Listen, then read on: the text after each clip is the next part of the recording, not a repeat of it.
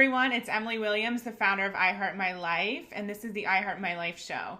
And I have the incredible Melyssa Griffin here with us today. Melyssa is a business and mindset coach with a community of over 200,000 business owners and self-development fanatics. She's a former school teacher turned entrepreneur, and she's a leading voice in the online space. Entrepreneur Magazine calls her a Pinterest superstar, and Business Insider named her a savvy millennial. Within 4 years, Melyssa grew her website into a multi-million-dollar company, and now she helps entrepreneurs start and grow their own businesses to create a life of freedom.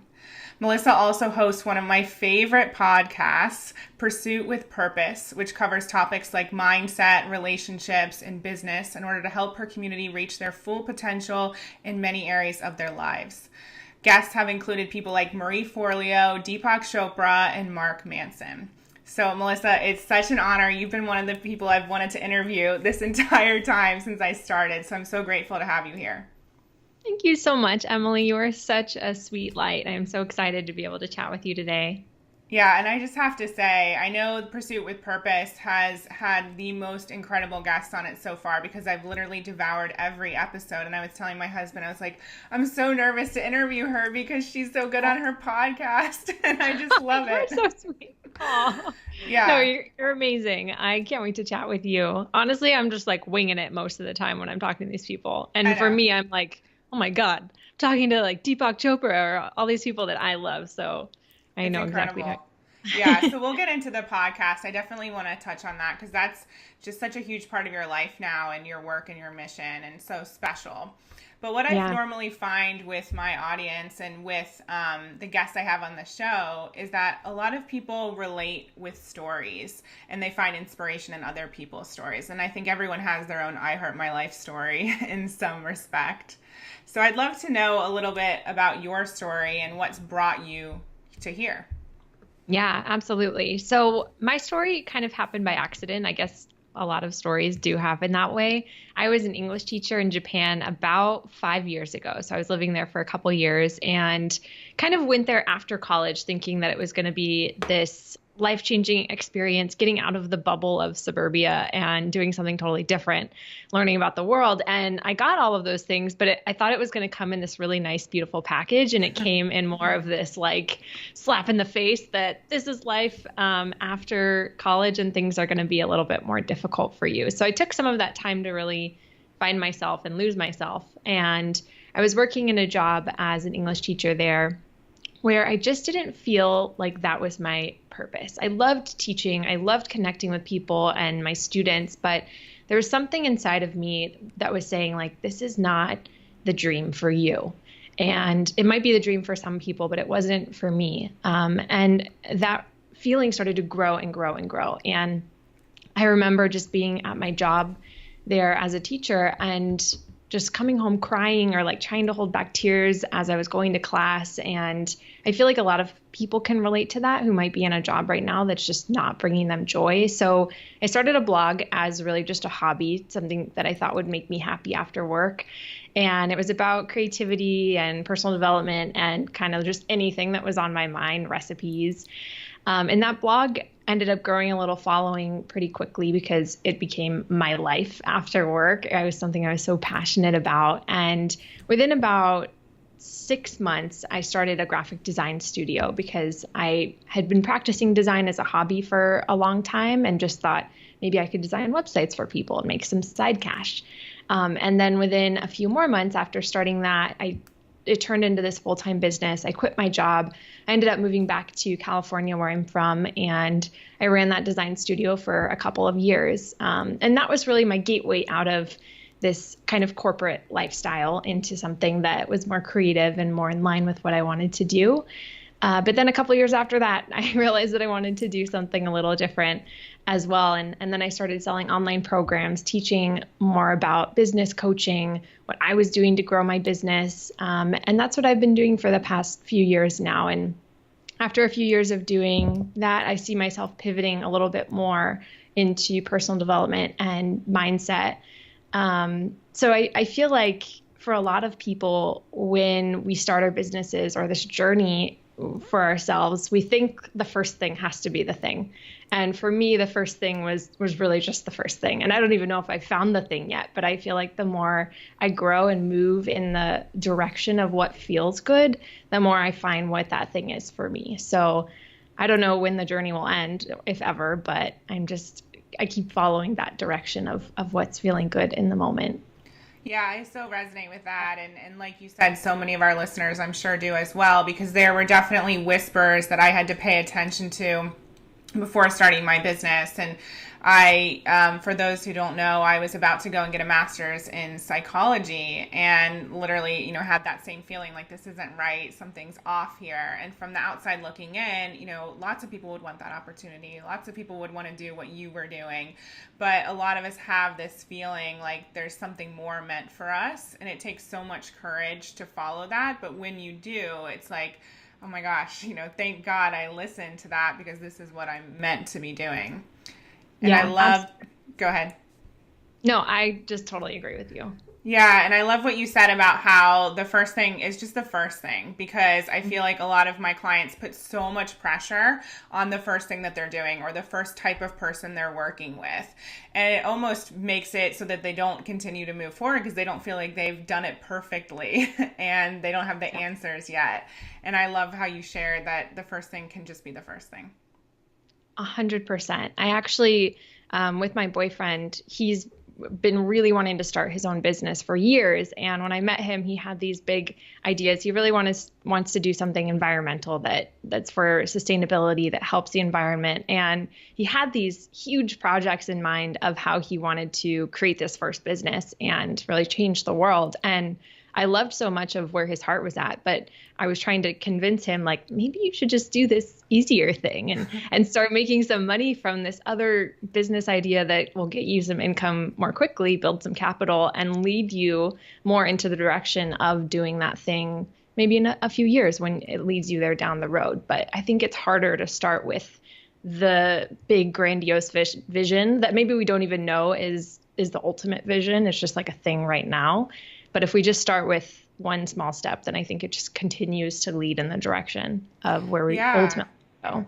And I think the way I look at it is, in the beginning, your platform is like the size of a tree stump, and it's you're standing on it, maybe with one other person. And as you grow and expand and your mission gets bigger, it becomes the size of a stage, and more people can stand on it, and your work expands, and you can offer lower price programs and higher, whatever you want to offer. I'm talking about coaches in particular. And I think that, like you said, sometimes we have this big vision, most of us do. And we need to know that we can get there, but there are some steps along the way to take first. Absolutely. I love that analogy too of the tree stump becoming a stage that other people can stand on with you. That's beautiful. Thank you. I personally feel like I'm kind of coming full circle. I know why I started this business, and it's all about helping women heart their life. And the next step for me is, a little bit of a question mark, but I feel like, especially with this show, it's not about another strategy or another funnel or whatever the thing is that's supposed to get you the next bit of success. It's about the stories, and it's about mindset and really moving forward with your dreams and doing what lights you up. And I feel like that's why I started I Heart My Life in the first place. And so it's interesting when that happens. I 100% agree. I was actually, when I was just sharing my story earlier, that popped in my head too, of full circle, because when I started that blog, it was about personal development, about creativity. And I kind of veered away from that with the other things that I was doing. And now I feel like I'm coming back to doing that just in a different way. It's kind of like, the values that you want to project, the things that you want to share, but you just don't know the container that it's going to be in until you do the other stuff in between. And it leads you back to that ultimate message that's maybe your life's mission. Exactly. And I know through listening to your story on your podcast and various times that you've shared it, there was a bit of a wake-up call for you. And I really resonate with that, because a few years ago, I woke up and I was like, you know what, I'm actually not happy. I'm running a company called I Heart My Life, but I'm not happy, and that's not okay with me. And I know you talk about hitting 7 figures in your business, and what that felt like for you, and then thinking about, okay, well, what is the next step and what is my purpose? So could you share a little bit about that period of time? Absolutely. So I Like you said, it was 2016. I had just hit seven figures in my business. And I think I always had these external goals that I thought if I hit this thing, I'll be happy, whether it's making a certain amount of money or having a certain relationship or having a certain body. And I think a lot of people relate to just there are things outside of ourselves that if we hit those things, then we think we'll be happy or fulfilled. And I started hitting the things that I thought would make me feel happy. And it was with that I realized I'm so miserable right now. I was actually at a conference listening to this spoken word poet talking really about money and happiness and just speaking a lot of truths that I needed to hear in that moment, and just tears, like flooded with tears and so many emotions, and just feeling like I was coming back to myself that I had lost for the past couple of years of striving and hustling. And I walked to a CVS and I bought a journal and a water bottle and like went to a park for a few hours and just spilled out everything that I had been holding back and that had been holding me back from that truth of who I was. And I went back to my business the next week after the conference and really started to think about how can we make some changes so that this isn't just about how many followers we have or how much money we're making, but it's really about how much impact are we having? How fulfilling is the work that I'm doing? So we started prioritizing things like service and giving back. And I started prioritizing things for myself, my own personal life of relationships and getting coaching for myself and really healing and working on the things inside of myself that were attaching to this idea of needing to make more, be more, have more, versus just feeling like more internally.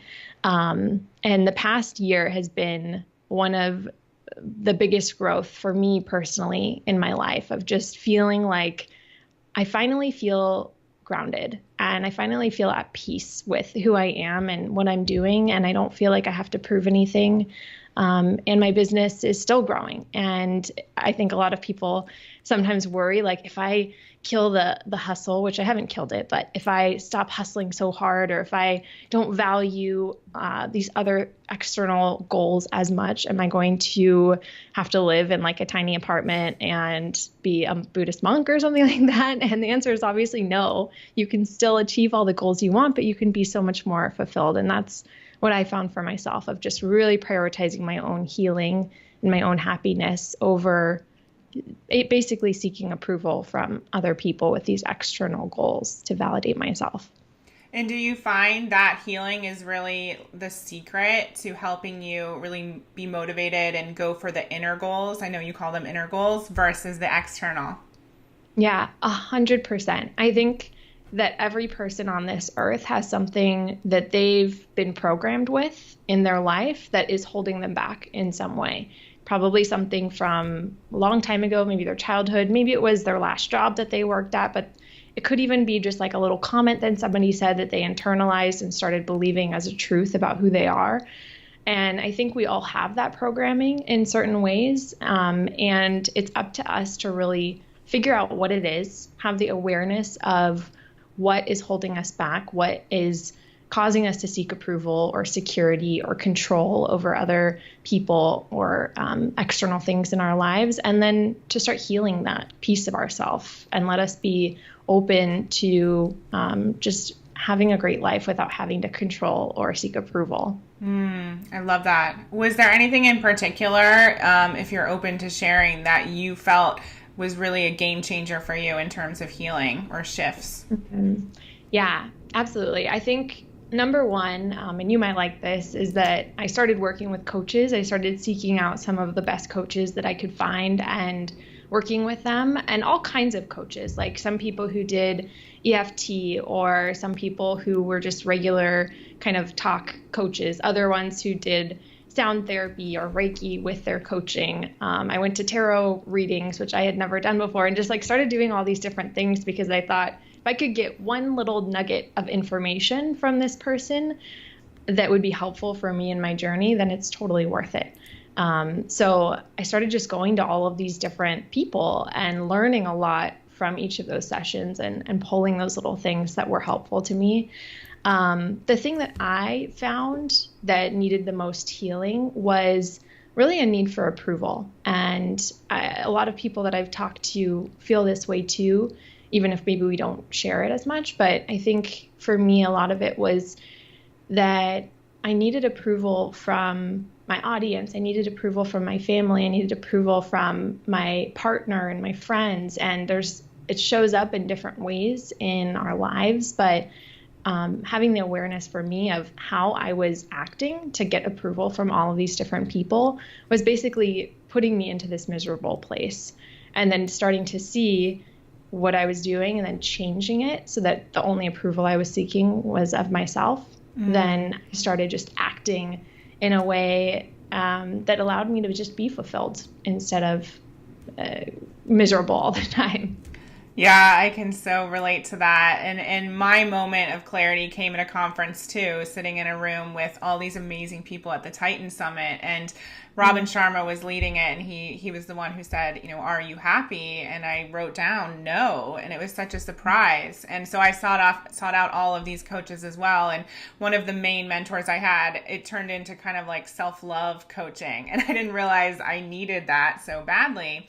And I think so often when we do put ourselves out there, and especially I know for myself, working with so many clients and feeling like there's so much weight on you to help people get results and transform their life and all these big things, it can be a lot of pressure, and you forget to take care of yourself, and you forget to check in terms of how you're living your life and whether that's actually in alignment with the big vision. And I think so many of us, we get in and it's like one thing after another, chasing the next thing, and we forget to stop and actually check in. I couldn't agree more. Yeah. And it's so easy to be on that path for like decades, where you forget to check in and you look back on your life and you're like, oh crap, I didn't do any of this stuff that I really wanted to do. Was it even worth it? Was it worth it? Yeah. So I want to take a quick break here, and then I want to talk to you a little bit about purpose, because you've already alluded to it. I think so many people, they get started on this path to success, same with me, and they get nervous about changing gears or, going in a different direction or working with a different type of client because they feel like it's going to derail everything that they've done previously, and that people won't, like the brand anymore or follow the brand. So I want to talk a little bit about that and how you were able to make some of the shifts. Love it. Can't wait. Okay. Do you want to learn how to make and attract more money in your business? If so, my I Heart Money Live program is for you. It's a 10-week program where you can jump in, learn all about money mindset, how to transform the way you think about money, your relationship with money, and in turn, make more money in your business. So if you're interested, go to iheartmoneylive.com. Hey everyone, it's Emily Williams, the founder of I Heart My Life, and this is the I Heart My Life show. And we have the incredible Melyssa Griffin here with us today. And before the break, we were talking all about purpose and some transitions that happened in her business when she experienced a wake-up call around the fact that she was really focused on some external goals instead of those important inner ones. So Melyssa, like I said, I'd love to hear a little bit more about how you were able to kind of create that courage to make some big changes in your business. Because if I'm correct, you had a multi-million-dollar business at that point when you were at the conference and the tears were streaming. And so how did you get the courage to change the direction and to even launch the podcast and some of the things you're doing now? Two things. One, it was really scary. It was really scary. There was definitely a lot of thoughts of, am I going to make no money if I shift? Do I need to do this? Keep it the way it is in order to continue having money? Do I even want money? And just went through a lot of those thoughts of just feeling very scared. And then the second thing was that it just got to a point where there was no more choice. Like I couldn't not do the thing that I really wanted to do. And I think maybe some of us get to that point sometimes where it's like doing anything else feels like you're just walking through mud, like you just can't do it anymore. Yeah. And for me, I just felt like this needed to happen for me and for my community too, because I would get emails from people who felt like they were on a similar path of trying to make a lot of money or trying to have XYZ and just not feeling fulfilled when they hit that point. So I thought maybe I could kind of do a little spin on it where it's still for entrepreneurs, but it's not talking about how to grow your business. It's really talking about how to grow your mindset and your life. And I think because it was still kind of in the realm of the entrepreneurial world, at least initially, it was easier for my audience to resonate with it. But I will say that it's definitely harder to grow than it was for my other stuff that I've promoted in the past, because it is different. And I think I just have it in my mind now that this really is a new venture. And it's kind of putting me back in that place of when I first started my blog, which I look back and it was like the good days, the good old years of just making a ton of mistakes, having no idea what I was doing, and just letting it be fun and new and fresh. And I feel that way with this new direction too, because I'm making a lot of mistakes. I don't really know what I'm doing with podcasting. Learning a little bit more now, but I'm still learning so much. And we want to do other things like events, and I want to write a book. So it feels like this new venture, which is really exciting, and letting it be fun and not expecting it to be this multi-million-dollar new segment of my business right away is freeing. I think if I put the pressure on it of we need to have this many downloads and this much revenue from these new products, then it would feel very limiting. But I think because I went into it with the mindset of this can be free and fun, it's been free and fun. Yeah, that's amazing. And there are so many mentors who suggest that you look at your business with like freshman eyes as much as you possibly can. Yeah. And that's what I'm getting from your experience with the blog and now the new ventures here is you're kind of playing and you're seeing what works, and it is fun. And I believe in goal setting, but I also believe in setting yourself up for success and doing what feels good. And that's really the fastest path to, getting what you desire is following that feeling. And it comes across so beautifully in your podcast with all the guests you have on, and even your introductions, are so heartfelt. And it's obvious how much you care about this work and getting this work out into the world. And for me, it's obvious it's going to work. I don't know the time frame. It's already working. But like when you feel someone's heart in something, that's such a recipe for success.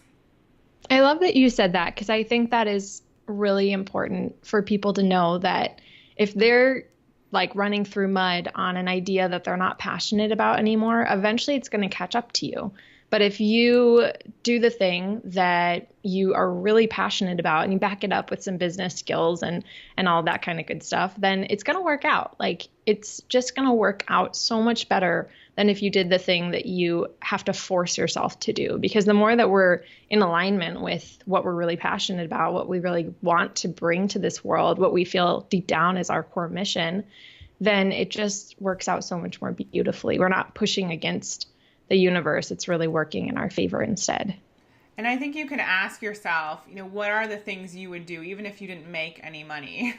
I know my friend Mariah Cause and I were talking about this the other day because I recently got a book deal through Hay House. And so I was telling her all about it. And she's like, oh my gosh, you need to prepare your business for massive growth. And I was like, really? And I was like, I know that obviously the book is a positive thing, but I would do this even if, there was no deal, even if I just, felt called to do it. And I think that that's so important because people can tell when you're just in it for the money. 100%. Yeah. And congrats on the book deal. That's really exciting. Yeah. And I love that you said that too, of just, you would do it even if it was for free. And that's when you know that this is part of your real mission. Totally. So I don't know if you know that you did this, Melyssa, but at the beginning of our time together, you alluded to what sounded like you moving completely into mindset and purpose and all of that sort of work and maybe doing less of the business stuff. So I'm curious to know if you did that on purpose and if that's what you're planning for the future chapter. It's funny. I didn't do that on purpose, but I probably just word vomited it out anyways because it's true. I really want to help people heal and I want to give them more freedom in their life. So an element to me of that is helping them create their own business. And I feel like I've done that. I've created a lot of trainings, a lot of information in that segment. But I feel like right now, what my real passion is and what I really want to work on bringing to the world is more of that mindset, coaching, that healing, and just working through the stuff that's holding people back. Because what I'm realizing now is I can give them all the business information in the world, but if they don't feel confident, if they don't love themselves, if they aren't working through those limiting beliefs, then it doesn't matter what information I give them about building a business. They just need to work on themselves first before they're really even open to receiving it or getting results from the business side of things. So that's a long-winded way of saying, I don't know what it's all going to look like right now, but the podcast was really my first foray into inviting people on to talk about mindset, talk about these other aspects of being a human being, and what that looks like. And now I really want to do more events and a book and make that more of the cornerstone of my brand and what I ultimately bring to the world. I feel like I can say that is my mission. I think my other businesses that I've worked on, graphic design, blogging, and business coaching, are all things that I was really passionate about, but they weren't my purpose. And I feel like I'm really coming more now into my ultimate purpose. So we'll see what it looks like in a couple of years. I'm so glad to talk about this because I feel the same. And, in working with a lot of entrepreneurs, of course, the strategy is important. Of course, people need to know the steps to starting and growing a business. But if you haven't done the internal work, you will only get so far and you won't be able to overcome any blocks or, like you said, heal or be able to go to the next level and really live out your purpose in the way that so many people want to. So I completely agree. And we find that whenever people get into our business programs, like literally all of our programs include mindset, whether you're coming in for it or not. And that ends up being the thing that people love the most and the thing that really helps them transform. I love that you do that. That's something that I'm working on adding to my programs now because most of them don't have that at the moment. And I'm looking back and thinking like, oh my gosh, this is such a big thing that I'm not talking about, or these people are just diving right into what is your niche and how are you going to monetize without working on the stuff that they really need to unpack before they can even do the business side of things. So I love that. Yeah, I mean, we literally say like how, for example, our year-long program, the first 6 weeks is mindset, but it's sprinkled in throughout the whole thing. And we say, when is the last time you dedicated 6 weeks to your mindset? And just FYI, it may never come again, unless you go on a retreat or you really give yourself that attention. And so they literally have to go through that part of the program before getting into the business stuff. I love that. This is giving me a lot of motivation. And it's so needed. And I really say, if at least one person hasn't cried on my coaching calls, even though I'm working with entrepreneurs, then I'm not doing my job, because success is an inside job and we need to go beneath the surface. Otherwise, like, what are we doing? Yeah, absolutely. I totally agree. It's just, you can give all the tactical information in the world, but like you said, you'll always reach a plateau. There's always a level where that belief is going to kick in, that limiting belief or that block that you have. And it's going to show up over and over and over again in different ways until you heal it. Yeah. And in terms of events, I'm so glad you said that as well, because don't you find people are like craving that in-person connection, especially in the online space? Yeah, and I am too. Yeah. I was like, I'm craving this. Yeah. I'm going to create it because I need to talk to more people. Like, I want to be at these events with people who are eager to learn and grow and become more of who they are. And I see that too, that so many people are like, I love online courses. I love reading books, but we need something else to feel connected to each other. So and it's interesting. It's interesting that both of us had our big aha moment at conferences. Yeah, I know. And when you were talking about your aha moment where it was just the question of, are you happy? Yeah. I was thinking it's such an important job that speakers have that we don't even realize when you're speaking at a conference or on a stage, that you don't even realize how deeply your words are impacting people. Like for Emily Williams, she got one question and it changed her life, and she's like a rocket ship who's going to change the world. And for that speaker who was there, it's like you just gave a 1 hour talk and are probably going to indirectly or directly impact millions of people through Emily. So it's huge to think about what kind of work speakers do without even really seeing the outcome of some of the things that they speak about. Yeah, and the only reason I was in that room is through following my intuition. I saw Robin Sharma speak at Brendan Burchard's event, and literally it just flashed on the screen for a second, this image of his Titan Summit, and I ran out into the hall and looked it up on my phone and bought a ticket for myself, like right then and there. I didn't even buy one for James. I asked him about it later. But yeah, and I think that just shows, the power of intuition and the power of like following those whispers like we already spoke about. Yeah, and I think that you use the word intuition too, because I think a lot of the times we go into our logical brain, which is great, but we sometimes don't trust our inner guidance or our intuition, and we start moving into facts world of, well, what are the facts that support this? And sometimes it's really just like a download from something somewhere. I don't know, but it's like a download that you receive, and just trusting that that's the information that is guiding you on the path that you need to be on, and trusting it, really just trusting yourself. Yeah, and that pertains to everything you were saying, regarding following your feeling and having fun with this new part of your business, which is what you did in the beginning. You didn't know how to do what you were going to do. Same with a lot of people like Sarah Blakely who talk about, this was a new industry. She didn't know what she was doing. She didn't have someone saying, do this step and then the next step. And part of her success is following her intuition and being creative and being willing to try things. Right. Yeah, I like that as almost a reframe of intuition, where instead of thinking of it as this big spiritual thing, it can just be like move in the direction of what feels good for you and have fun with it. And if you're staying true to what's fun and you want to move in that direction, then that is your intuition essentially telling you this is the right thing you should be doing.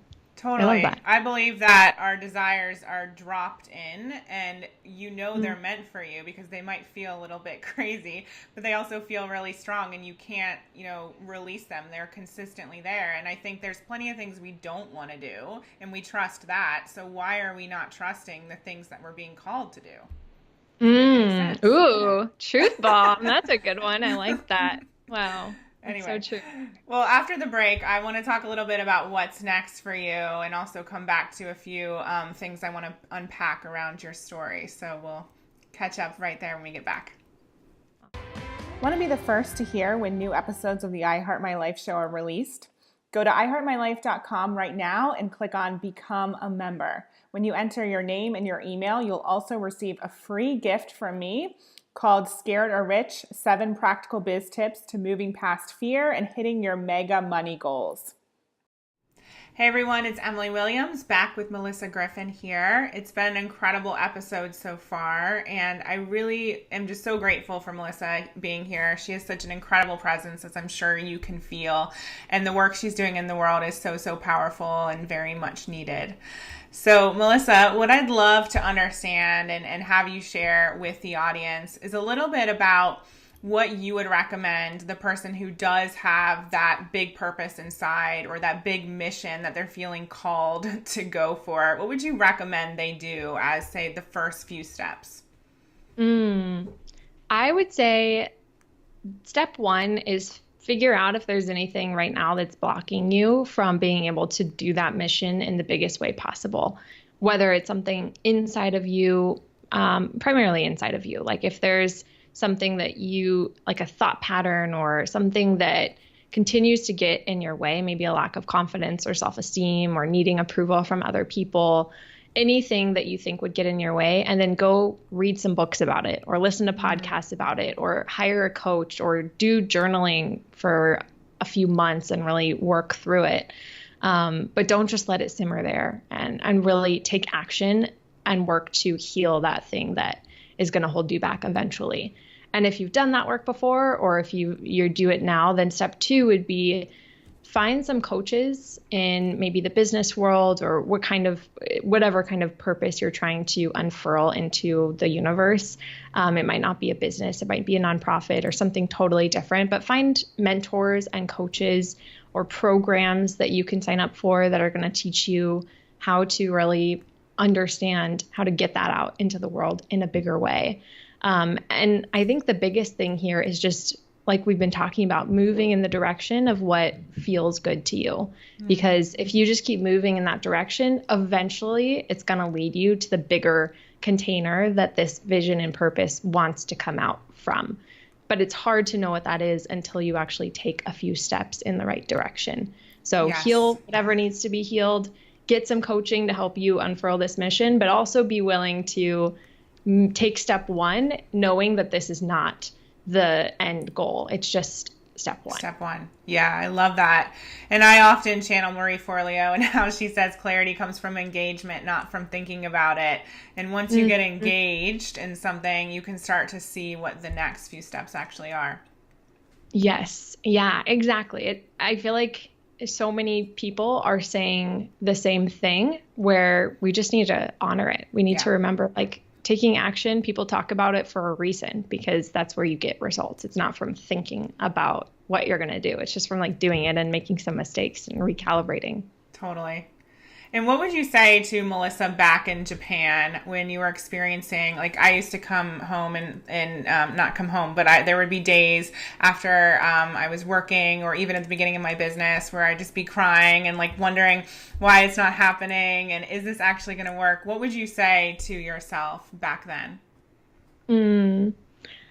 I would say something that actually our mutual friend, Chris Winfield, says sometimes, that you have a responsibility.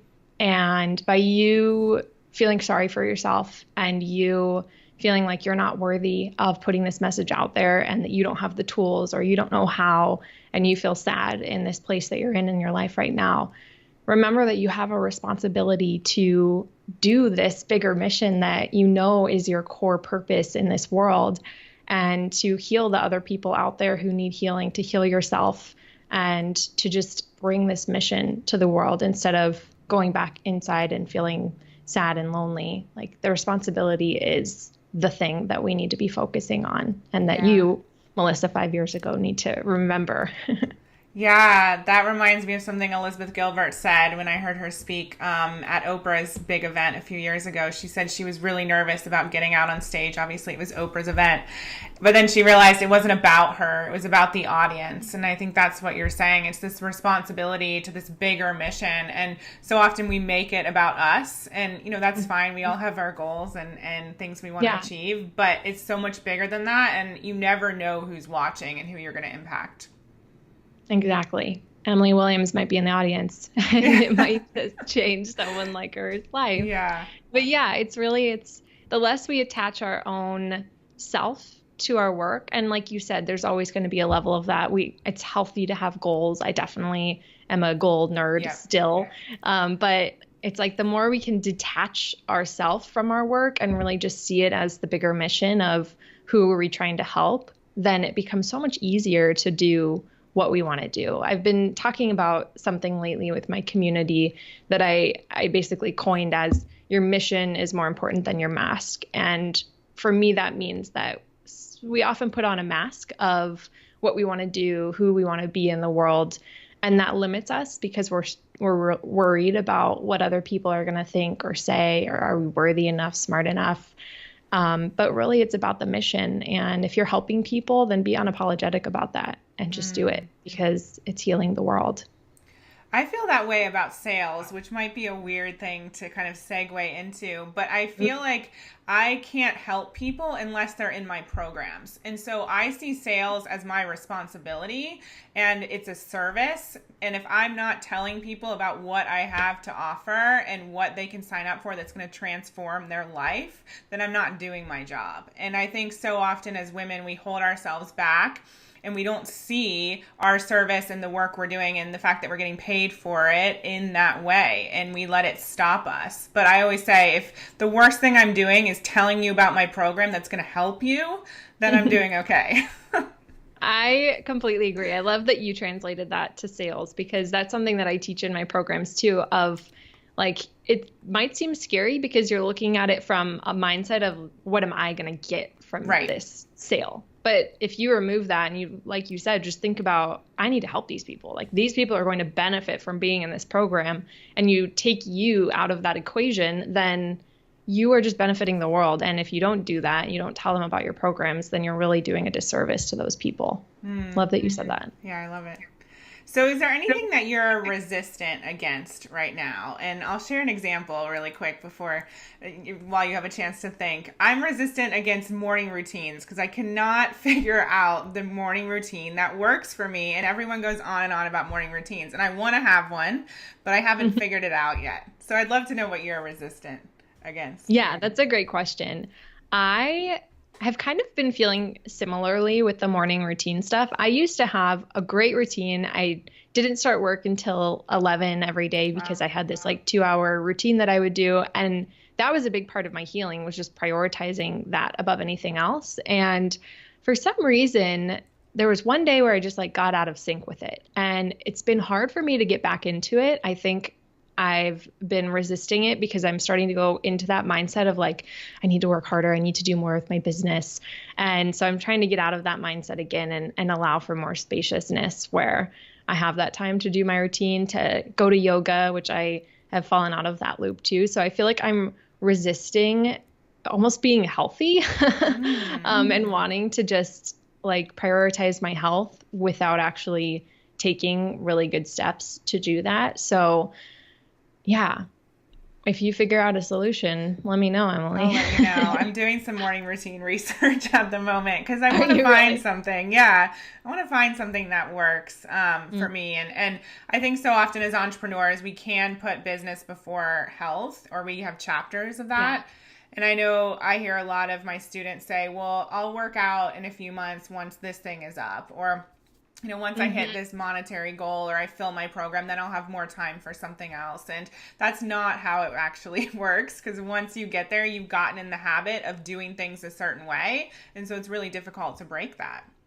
Yeah, I agree. Like I was talking about my boyfriend, he actually is in his second week now of running his business full time. And he had these great routines before of meditating, and he had these certain like architecture blogs he loved to read in the morning, and he would exercise, and he hasn't done any of that for like a week and a half. And it's so much easier to coach other people than do it yourself. And I was telling him like, you got to prioritize this stuff now, because you're going to get 6 months later and realize that your whole life is about your business. So it's important to just continue those routines of taking care of yourself while you're growing a business too. Yeah.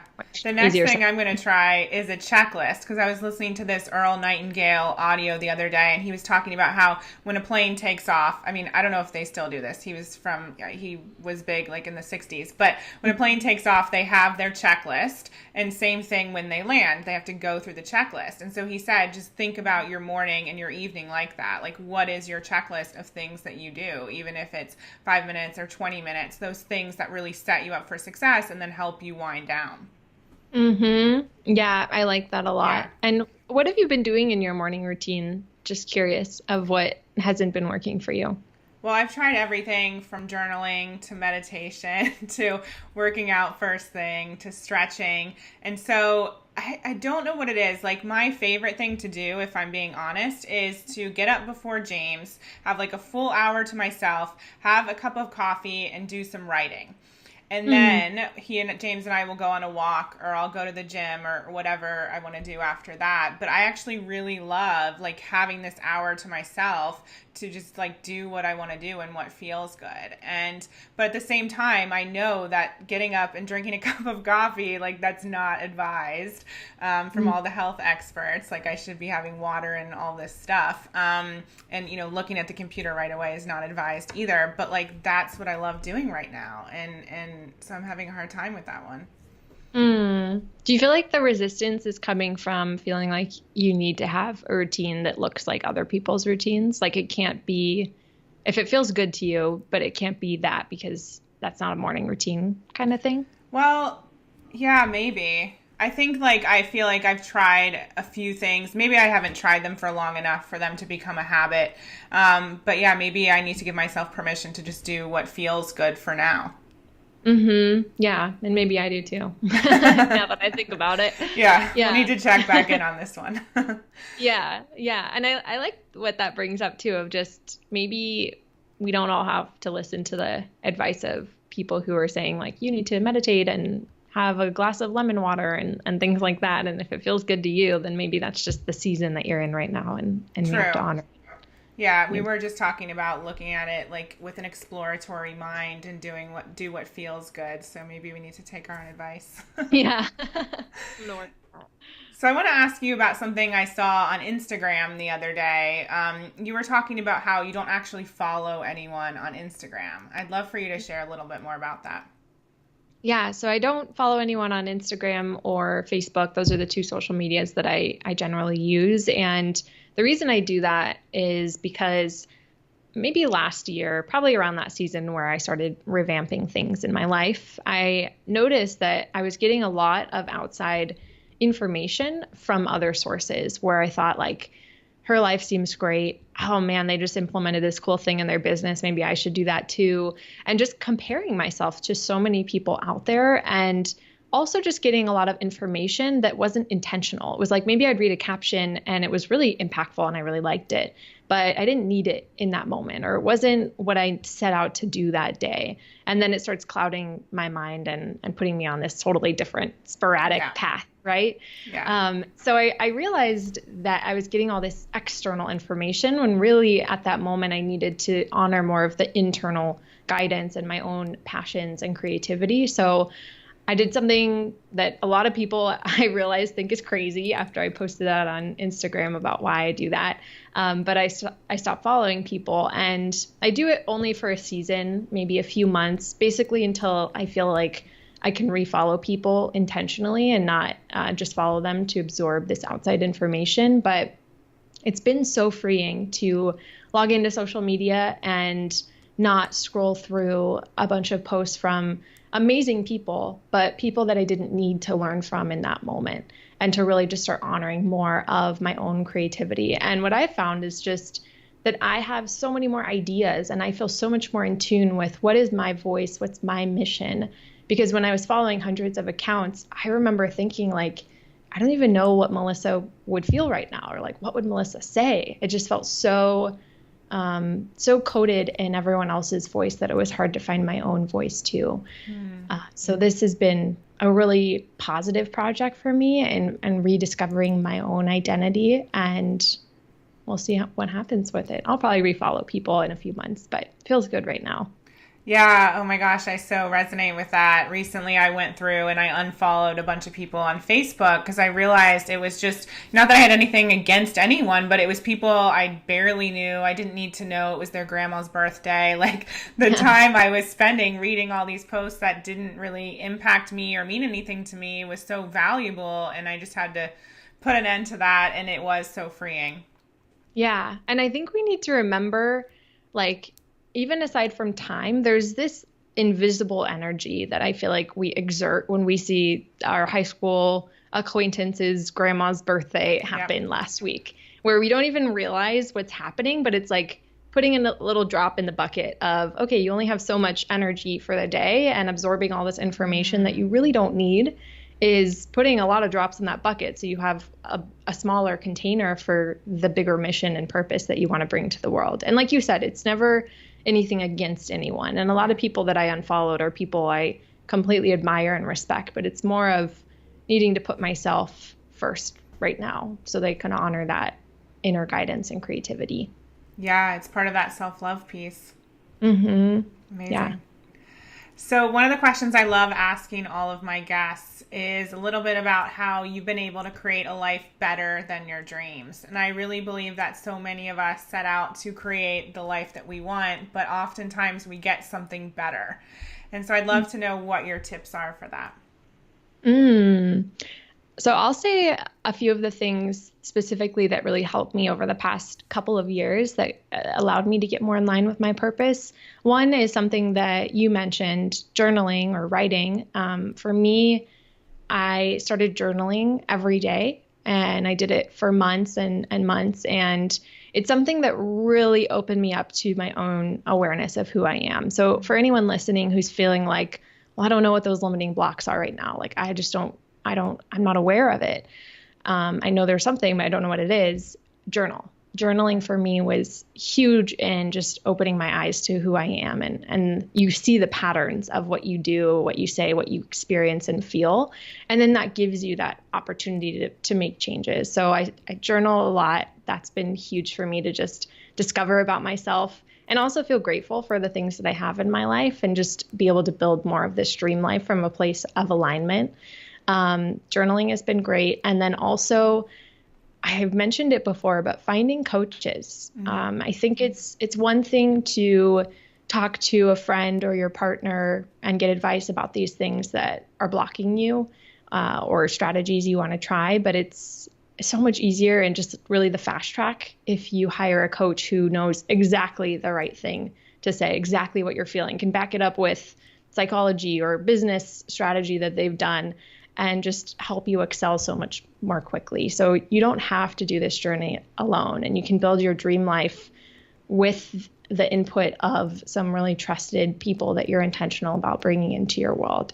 So those have been the two, I would say, biggest things that have really helped me to feel like I'm stepping more into this dream life and stepping more into who I really am and putting my stake in this world more unapologetically than I was before. Beautiful. And a few follow-up questions. When do you journal? Is it a morning thing or is there not a specific time? Yeah, I try to journal in the morning, more first thing, but I would say whenever, find a time during your day and schedule it at that time. It's more easy to be consistent that way. But if you prefer doing it in the evening or middle of the day, just like find a time that feels good to you.